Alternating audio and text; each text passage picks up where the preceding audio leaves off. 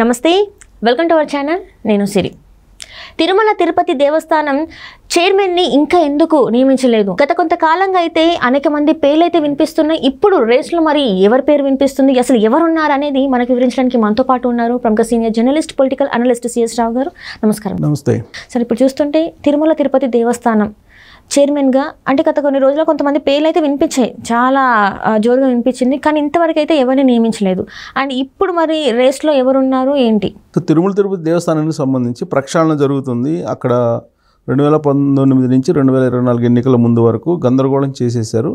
కాబట్టి ప్రక్షాళన అక్కడి నుంచే ప్రారంభిస్తున్నారు చంద్రబాబు నాయుడు అని చెప్పి వినిపించింది. ఆ మేరకు ప్రక్షాళన కూడా అక్కడి నుంచే స్టార్ట్ అయింది వాస్తవంగా. ఎందుకంటే తిరుమల తిరుపతి దేవస్థానం ఈఓగా సత్యనారాయణ అతన్ని ఆయన వేశారు. సరే, ఆయన మీద కూడా విమర్శలు వస్తున్నాయి. ఇప్పుడు ఎవరు ఇతను, అసలు ఎందుకు వేశారు ఇతను? గతంలో వైఎస్ఆర్ కాంగ్రెస్ పార్టీ అధికారంలో ఉన్నప్పుడు అతను ఏదో కొన్ని చేశారని చెప్పి ఆయన మీద కూడా కొన్ని ఆరోపణలు వస్తున్నాయి.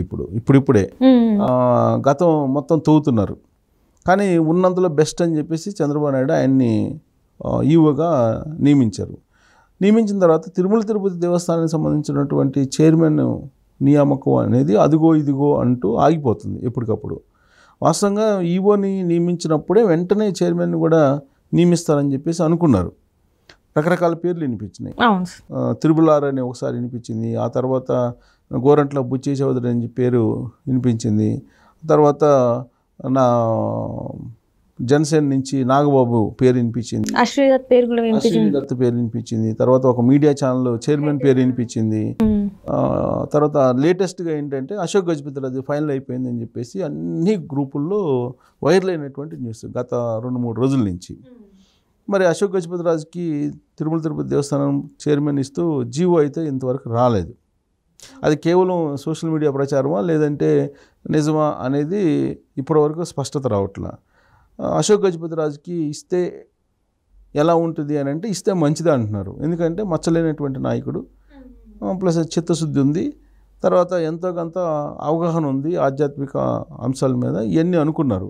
కానీ ఆయన మాన్సాస్ ట్రస్ట్ చైర్మన్గా ఉన్నారు. ఆయన ఆధ్వర్యంలోనే మాన్సాస్ ట్రస్ట్ ఉంది.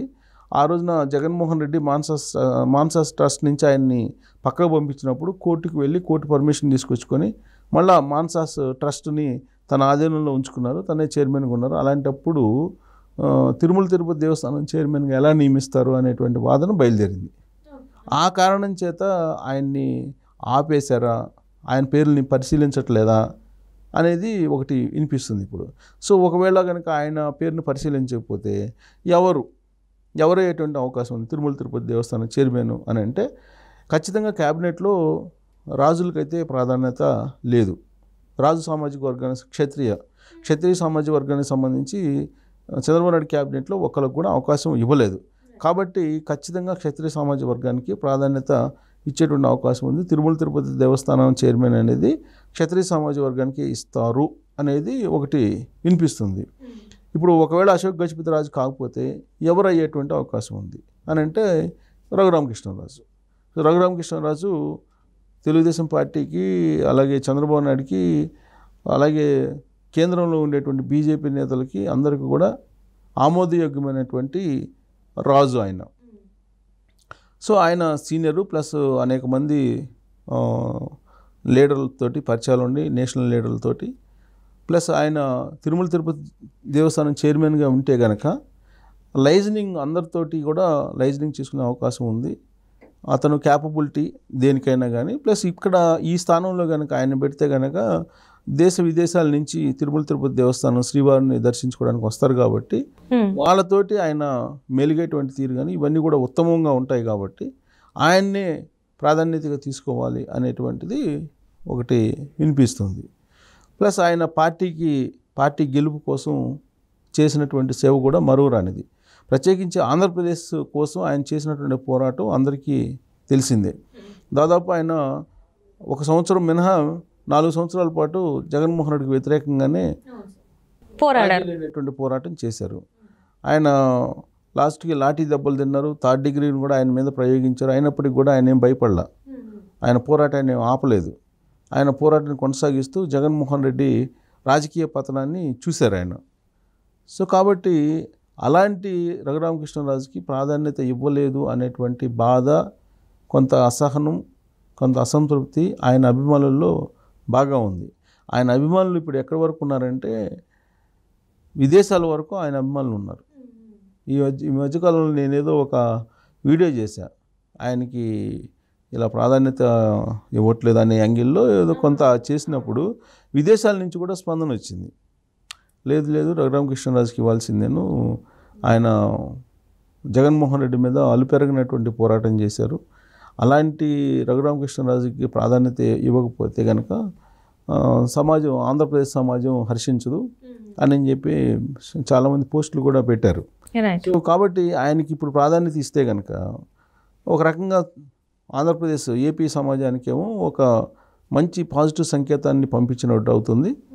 క్యాబినెట్లో క్షత్రియులకు స్థానం లేదు కాబట్టి, అక్కడ కల్పించలేకపోయారు కాబట్టి తిరుమల తిరుపతి దేవస్థానం చైర్మన్గా కనుక ఇస్తే ప్రాధాన్యత ఇచ్చినట్టు అవుతుంది అనేటువంటి యాంగిల్. ఒకటేమో ఒక సంకేతం, మంచి సంకేతం సమాజాన్ని పంపించినట్టు అవుతుంది. రెండు, క్షత్రియ సమాజ వర్గానికి కొంత ప్రాధాన్యత ఇచ్చినట్టు అవుతుంది. ఇంకోటి ఏంటంటే ఆయన కనుక తిరుమల తిరుపతి దేవస్థానం చైర్మన్గా ఉంటే దేశాల్లో, విదేశాల నుంచి వచ్చేటువంటి వాళ్ళని కానీ, వివిధ రంగాల్లో నుంచి అక్కడికి తిరుమల దర్శనానికి వచ్చేటువంటి వాళ్ళని కానీ సాదరంగా స్వాగతం పలకటంతో పాటు ఈ క్షత్రియుల యొక్క ఆతిథ్యాలు, మర్యాదలు ఎలా ఉంటాయో అందరికీ తెలిసిందే. సో కాబట్టి వాళ్ళు సంతోషంగా శ్రీవారిని దర్శించుకొని వెళ్ళటానికి అనువైనటువంటి వాతావరణాన్ని కల్పించగలరు రఘురామకృష్ణరాజు అయితే అనేటువంటి అభిప్రాయం వస్తూ ఉంది. సో ఈ క్రమంలో మరి అశోక్ గజపతి రాజు కాకపోతే కనుక రఘురామకృష్ణరాజుకి ఆ తిరుమల తిరుపతి దేవస్థానం ఇస్తారు అనేది చాలా కాలం నుంచి వినిపిస్తూ ఉంది. అంటే ఇప్పుడు అశోక్ గజపతి రాజుకి ఇప్పుడు మాన్సాస్ ట్రస్ట్ వ్యవహారం బయటకు వస్తుంది కాబట్టి రఘురామకృష్ణరాజుకి ఇచ్చేటువంటి అవకాశం ఉంది. అంటే ఇది కూడా అవకాశం అంటారా, లేకపోతే ఇంకెవరి పేర్లైనా మళ్ళీ బయటకు వచ్చే అవకాశం ఉందంటారా? అంటే ఒకటేంటంటే ఆప్షన్, అదొక బెస్ట్ ఆప్షన్ రఘురామకృష్ణరాజు కనిపిస్తుంది. మరి చంద్రబాబు నాయుడు మనసులో ఏముందో మనకు తెలియదు. ఎందుకంటే ఇప్పుడు ఎమ్మెల్సీలు రెండు ఎమ్మెల్సీలకి ఎవరిని ఇచ్చారు? ఒకటేమో జనసేనకి ఇచ్చేశారు, ఆయన ఏదో హరిప్రసాద్కి ఇచ్చుకున్నారు. వాళ్ళు ఆ పార్టీకి సంబంధించి కోఆర్డినేటర్గా పనిచేశారు కాబట్టి చాలా కాలంగా పార్టీకి చేసినటువంటి సేవకు గుర్తింపుగా హరిప్రసాద్కి ఇచ్చారు. మరి శ్రీరామచంద్రయ్యకి తెలుగుదేశం పార్టీ నుంచి ఇచ్చారు. శ్రీరామచంద్రయ్యకి ఎందుకు ఇచ్చినట్టు? శ్రీరామచంద్రయ్య 2024 ఎన్నికల ముందు వైఎస్ఆర్ కాంగ్రెస్ పార్టీ నుంచి తెలుగుదేశం పార్టీ, అంతకుమించి ఆయన పార్టీకి చేసినటువంటిది ఏం లేదు కదా. మరి ఆయనకి ఎమ్మెల్సీ ఇచ్చారు. మరి అలాంటప్పుడు మరి ఎందుకు ఇచ్చారు అని అంటే చంద్రబాబు నాయుడు ఈక్వేషన్ ఏదో ఉంటుంది, మనకు తెలియనటువంటి ఈక్వేషన్ ఏదో ఉంటుంది రాజకీయాల్లో. మనకు తెలిసేటువంటిది కొంత తెర ముందు కనిపించేటువంటి ఈక్వేషన్స్ కొన్నే ఉంటాయి, తెర వెనుక ఈక్వేషన్స్ మనకు కొన్ని తెలియకపోవచ్చు. సో చంద్రబాబు నాయుడు మరి ఏదో ఈక్వేషన్ లేకపోతే శ్రీరామచంద్రకి అయితే ఇవ్వడు కదా.